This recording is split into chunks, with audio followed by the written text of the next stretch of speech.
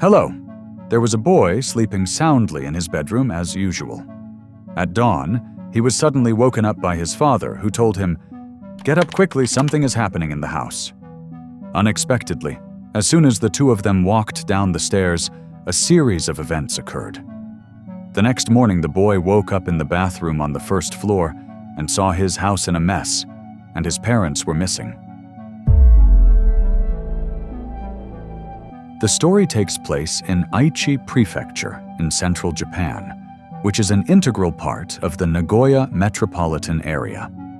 In Aichi Prefecture, there is a city called Hekinan, primarily operating in the automotive, hardware, ceramic, tile, and food industries, with about 70,000 people living there.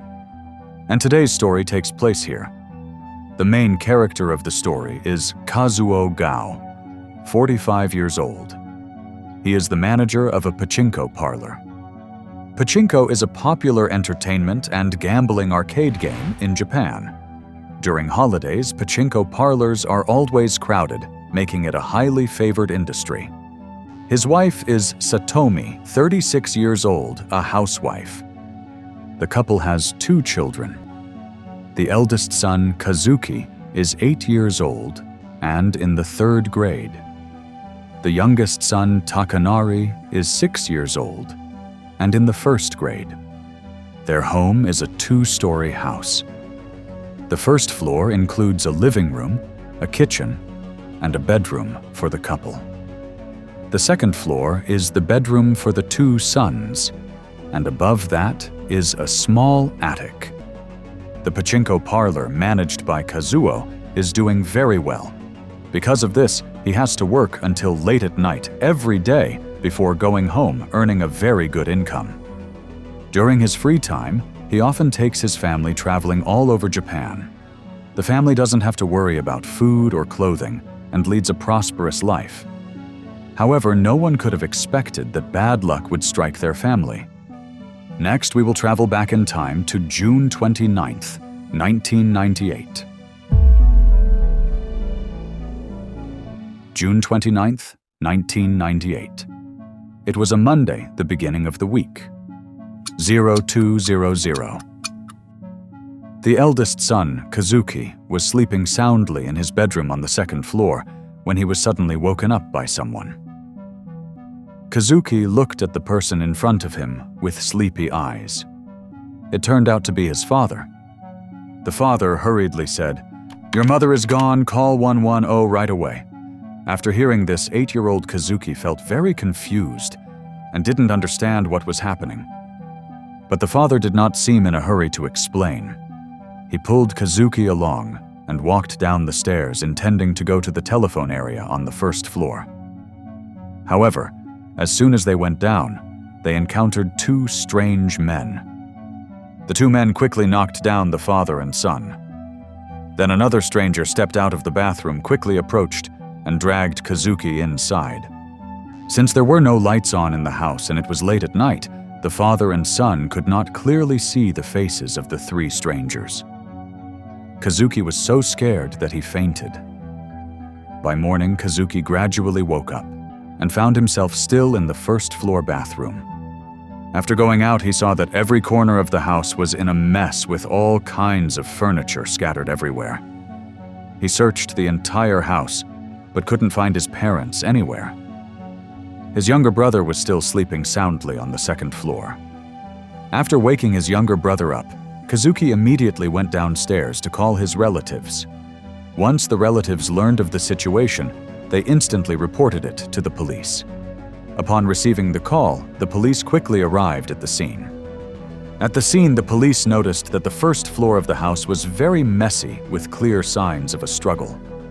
They also found a wallet, but all the money inside had vanished. A safe was missing from the house. On the dining table on the 1st floor, there was a plate with some leftover edamame pods. In addition, the homeowner's car was missing, and no fingerprints of the suspects were found in the house. The police questioned the eldest son, Kazuki. He said that on the night before the incident, while sleeping on the 2nd floor, he was woken up by loud talking downstairs. Out of curiosity, he got up and went out to investigate. At that time, he heard his mother's voice talking to several strange men downstairs. He thought his father had brought some colleagues home from work, so he didn't go downstairs to check and went back to bed. At dawn, he was woken up by his father. The two of them wanted to go downstairs to call the police, but as they were walking down the stairs, he saw his mother lying on the living room floor. Then several people rushed out from nowhere and attacked him and his father. He was so terrified that he passed out. The next morning, he woke up and called his relatives to tell them about the situation. After obtaining a preliminary understanding of the situation, the police then questioned the surrounding neighbors. One neighbor said that at around 4:30 p.m. the previous day, they saw 3 suspicious men. They looked sneaky, not knowing what they were up to. Later, they saw the 3 men enter Kazuo's house. The neighbors thought they were friends of the homeowner, so they didn't pay much attention.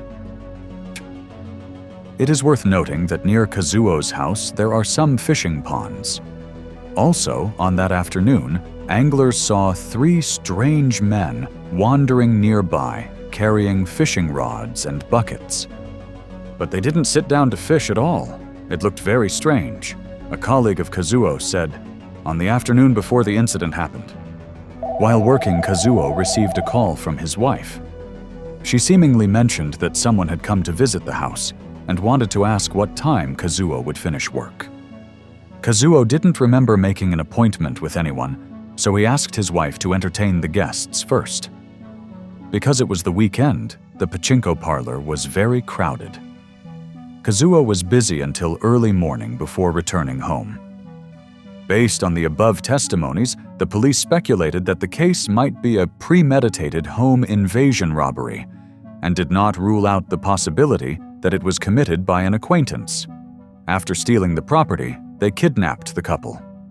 On July 4, 1998, 5 days after the incident occurred, the police received a call stating they saw a white Lexus car parked on the side of the road in Yuyama Town, Takahama City, Aichi Prefecture. The car was very strange, not a local vehicle, and had been parked there for a few days. They hoped the police would investigate the car. Based on the license plate, the police identified it as the car stolen from Kazuo's house 5 days prior. Investigators immediately went to the location of the car to check. In the back seat of the car was the stolen safe. The safe had been broken into, and everything inside had been taken away. Next, the investigators proceeded to open the trunk. They were horrified to find Kazuo and his wife lying inside. The couple had both passed away, and there were no obvious wounds on their bodies, but there were signs of strangulation. The time of death was confirmed by forensic examiners to be about 5 days ago. On the first floor of Kazuo's house, the police found some leftover edamame pods on the table. However, upon examination, no trace of digested soybeans was found in either of their stomachs. This means that the edamame might have been eaten by the killer. Based on this clue, the laboratory successfully extracted the DNA of an unidentified man from the edamame pods. However, there was no matching DNA in the existing database. According to the testimony of the eldest son, Kazuki, and other witnesses, there were at least 3 suspects. But up to that point, the police had only managed to extract the DNA of 1 man. The police then also tried to find more clues from the white Lexus, but the car seemed to have been wiped clean, and nothing new was discovered.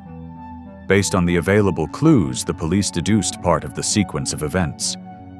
That day, before taking action, the suspects walked around to observe Kazuo's house. After entering the house, they used some tricks to deceive the wife, Satomi. And Satomi brought out edamame to entertain them. Next, she called her husband and told him that there were guests at home, then asked what time Kazuo would come home. After learning the time the husband would return, they murdered the wife first.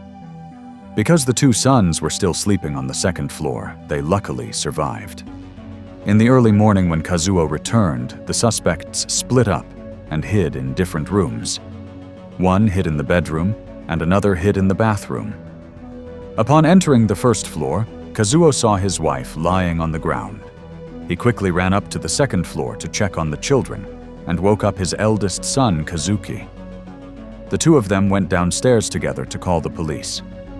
At that moment, the culprits rushed forward and attacked the father and son. The police later investigated the relationships of the couple, but found no grudges or enmities. That day, the police investigated all the nearby anglers and those who could potentially be enemies of the couple. But no one matched the suspect's DNA. The police then investigated for many years, but still couldn't find a single suspect, and the case became an unsolved mystery. On August 24, 2007, 9 years after the incident occurred, another case emerged. The victim was 31-year-old Rie Isogai. Her father passed away when she was little, and she lived with her mother in Nagoya. Since childhood, she had dreamed of buying a house for her mother. At the age of 31, she lived frugally and saved 8 million yen. That amount of money was enough to buy a local house. Rie always wanted to change her hard job. Now that she had saved enough money and had her boyfriend's support, she decided to quit. That day was her last day of work. Her colleagues organized a farewell party for her. At 2300, the farewell party ended.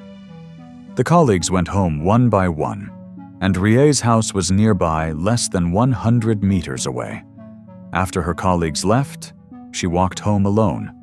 At that time, a strange car drove up next to her, and the driver used the excuse of asking for directions to talk to her. Rie was an enthusiastic person. She stopped to answer the question. Right at that moment, 2 men suddenly stepped out from the back seat of the car. They quickly forced Rie into the car and disappeared without a trace. At 1 a.m. on August 25, 2007, the Nagoya Police Department received a call. The caller was a man who stated he had kidnapped a girl, and he not only robbed her of her money, but also buried her in Mizunami City, Gifu Prefecture. Afterwards, the man proactively went to the police station to turn himself in. He was Kenji Kawagishi, 40 years old, living in Ishikawa Prefecture. After graduating from high school, he went to work for a security company. After getting married and having children, Kenji bought a house for his family, but spent extravagantly, was unable to pay the mortgage, and the house was subsequently foreclosed. Kenji committed domestic violence.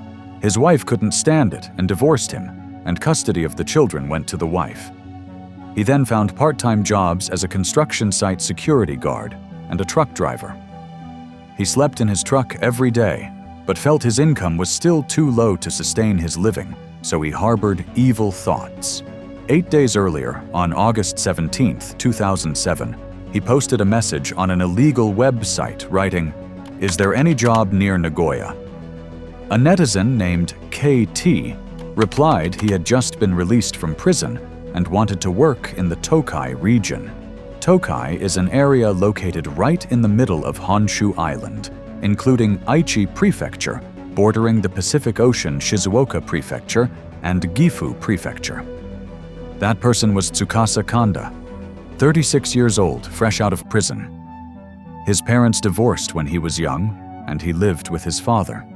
The father had a very hot temper and frequently beat and scolded him. Kanda had a habit of stealing since he was young. Growing up, he joined a gang and engaged in various criminal activities to make a living.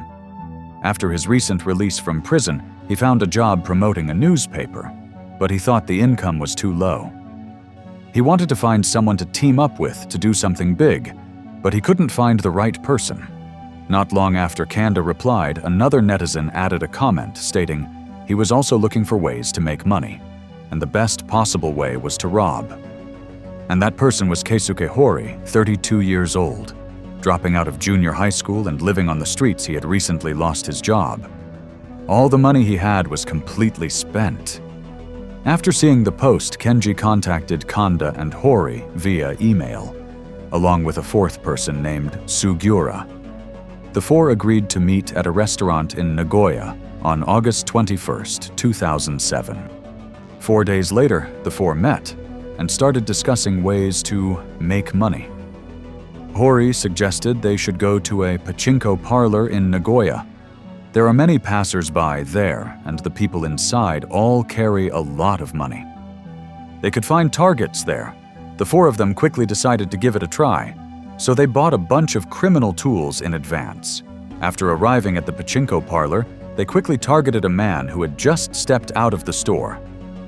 But the four just looked at each other. No one dared to strike first. Next, they quietly followed the man home and took no action. And their initial plan had failed. Following that, the four planned to burglarize residential houses. After screening, they targeted a relatively wealthy family. But after sneaking into the house, they discovered there was a dog inside. The dog's barking scared the four thieves into running away. Their second plan failed again. After 2 failures, they decided to go home and rest. The next morning, August 22nd, 2007, the four met again, and Hori made another suggestion. He knew an izakaya owner, and he was sure the man had a lot of money in the store. So the whole group went to the tavern to strike. However, business was so good that day, and the place was too crowded so they couldn't do anything. The four had no choice but to leave. However, they didn't want to waste their effort for nothing. Therefore, they decided to wait for the store owner at the door after work and strike on his way home. 2300. The izakaya owner finally closed up and prepared to go home. The group of four cautiously followed behind him. Along the way, there were many surveillance cameras and occasionally a few sporadic pedestrians, so the four still couldn't find an opportunity to strike. The izakaya owner returned home safely, and the plan failed once more. 2 days later, on August 24th, 2007, after gathering, Kenji stated they could go to the company he used to work for. He was very familiar with the areas there. Approaching the end of the month is the time when the company pays salaries. There must definitely be a large amount of cash in the company's safe. However, the others argued that such companies would have security personnel. Rushing in there would be very risky. But Kenji persisted with his idea and managed to persuade Sugiura. Early in the morning, the two went to the company and broke in by smashing a window. After that, they ransacked the entire office but couldn't find the safe anywhere. Causing a lot of noise, they drew the attention of the security guards. Relying on his familiarity with the terrain, Kenji ran off to find an escape route alone. Sugiura was left behind in the office. In an urgent situation, Sugiura didn't care much and tried to escape by force. But there were many surveillance cameras all over the office. Although he managed to escape fearing that his identity would be exposed and he would be tracked down by the police, he proactively went to the police station to turn himself in. The other 3 accomplices were identified, but none of them used their real names. Therefore, even though the police knew there were others involved in the case, they couldn't find them in a short period of time. After Sugiura withdrew, the remaining 3 gathered again the next day. Hori stated he was short of money and needed 300,000 yen this week, so the group set off. That night, Kenji drove a car wandering the streets looking for a target. Kanda and Hori sat in the back seat. Because there were still many pedestrians at that time, they didn't act immediately, but waited for nightfall to be safe. They drove to the Jiyugaoka neighborhood in Chikusa, Nagoya. This area is densely residential. By that time, most people had gone home, and there were only a few passers-by on the road. Soon after, they set their eyes on a woman. That person was none other than the one who had just attended the farewell party, Rai. While she was walking on the street, they drove their car to block her to ask for directions. Taking advantage of the empty street, Kanda and Hori quickly overpowered her and dragged her into the car. After gaining control of the girl, they drove to an outdoor parking lot in Aisai City outside Nagoya. They demanded that Ri hand over all her belongings. They took a total of 62,000 yen in cash, and her 2 bank cards. Then they threatened her to reveal her bank card, PINs. But that money was what Rhee had been saving for a long time to buy a house. So she absolutely refused to give them up.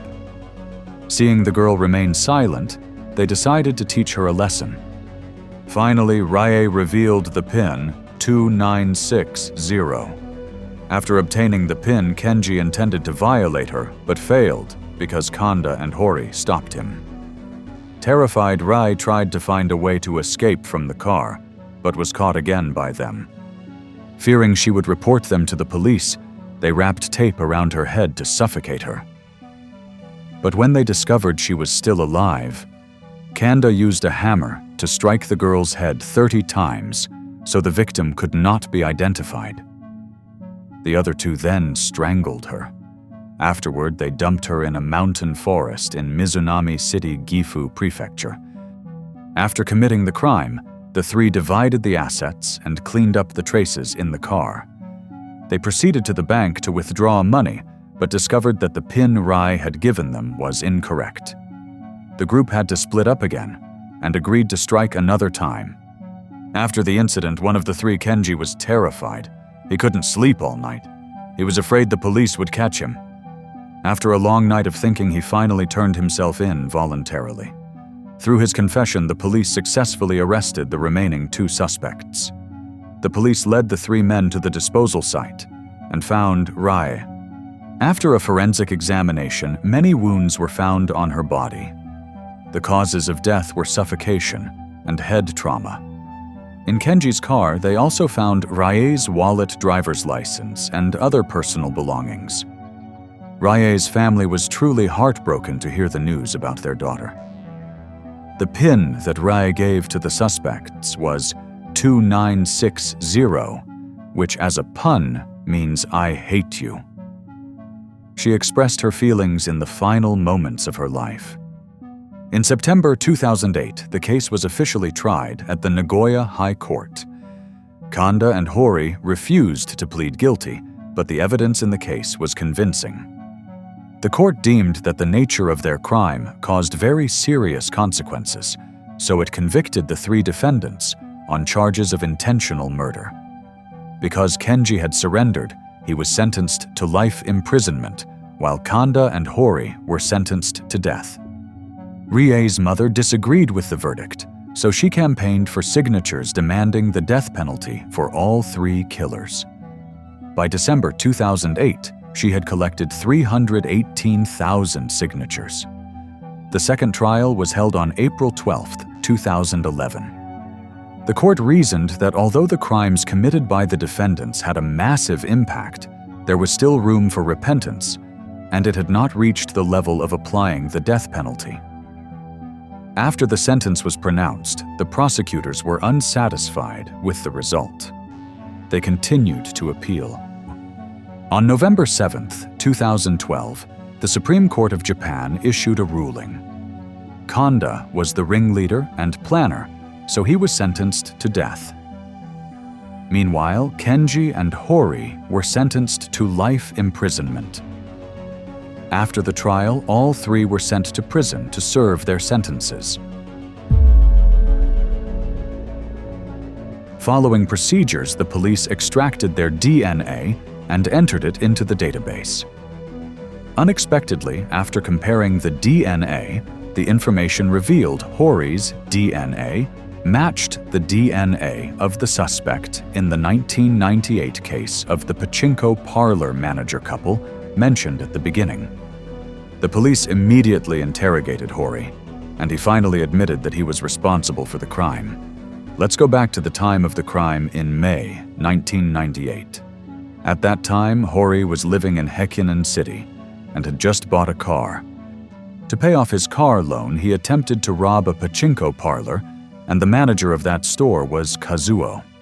But Hori realized that acting alone was very difficult, so he invited accomplices. Late one night, after preparing their tools, the 2 went to the pachinko parlor and found that besides the manager, there were several other employees inside. If they took action, the success rate would be very low, so both of them went home. After a period of preparation, they found another accomplice. During that time, they successfully found Kazuo's home address. They believed that his house must certainly have valuable things. On June 28, 1998. That day was a Sunday, 16:30. The three men drove near Kazuo's house. Inside the car, they brought criminal tools and some fishing gear. Because they had scouted the area beforehand and knew that there were many anglers around here. So they brought the gear to make people think that they were going fishing. They waited until evening when there were fewer people to make their move. Next, they put on gloves and approached Kazuo's house. At that time, the door was unlocked, and the three of them entered the house without encountering any obstacles. Inside the house was the wife, Satomi, and their two children. The children were in the bedroom on the second floor. When the wife saw strangers breaking in, she was extremely terrified and screamed for help. Seeing this, Hori quickly stepped forward to cover her mouth. He explained that he was Kazuo's friend. They were currently being chased by thugs, so they wanted to hide for a while. Satomi believed them. Not only that, but she also brought out alcohol and edamame to treat the three of them. She even called her husband to ask when he would be home. After making the call, she told Hori that it would be best for them to go to the police station for help. She had an acquaintance there who could assist them. Hearing that, Hori felt a bit anxious. He was afraid that if Satomi actually called the police, it would be over, so he asked her about the police station's location. After that, he pretended to go out and left his two accomplices behind. When he returned an hour later, the two accomplices had already murdered the wife, Satomi, and they were frantically ransacking the house for valuables. Early in the morning, after the husband, Kazuo, returned home, they attacked him and his son. At the same time, they also found the keys to the pachinko parlor from Kazuo. After sneaking into the store because the safe was hard to open, they couldn't get the money inside. Afterwards, all three put the couple in the trunk, drove to a remote place, and abandoned the car there. Based on Hori's testimony, the police found the two accomplices, Teruo Hayama and Hiroshi Sato. Both were quickly arrested and brought to justice. In December 2015, the Nagoya High Court delivered its verdict on the case. The three defendants were found guilty of intentional murder. Hori was sentenced to death due to his multiple crimes. The remaining two suspects were sentenced to life in prison. Before 2005, the existing law stipulated a 15-year statute of limitations for major criminal cases. Once it expired, prosecutors would not be able to indict the suspects. And the case of Kazuo and his wife was processed in the 14th year after the incident occurred. As the old saying goes, heaven's net is vast. Its meshes are wide, but let nothing through. Doing evil does not mean you won't be punished. It's just a matter of time. Today's video ends here. See you again in the next videos. Goodbye.